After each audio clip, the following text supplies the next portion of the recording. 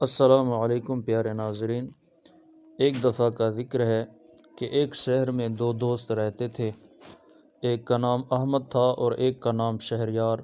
دونوں اچھی زندگی بسر کر رہے تھے، لیکن شہریار امیر تھا اور اس کے پاس 12 مرغیاں تھیں جو سونے کا انڈا دیتی تھیں۔ احمد کو شہریار کی امیری پر حسد تھا۔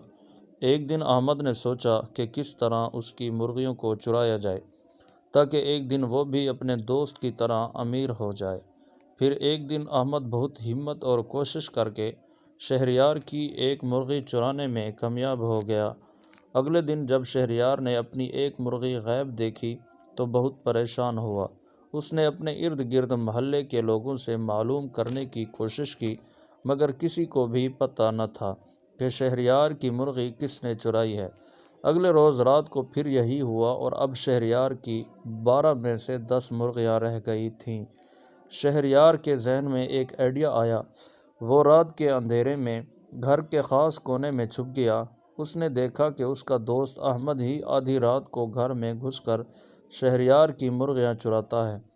شہریار یہ دیکھ کر بہت حیران بھی ہوا اور مایوس بھی کہ اس کا اپنا دوست ہی اس کی خوشیوں میں ڈاکہ ڈال رہا ہے۔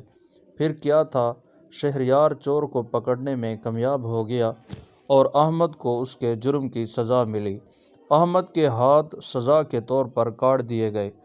احمد اپنی غلطی پر بہت نادم تھا اور شہر کے باقی لوگ بھی اس سے عبرت حاصل کر رہے تھے۔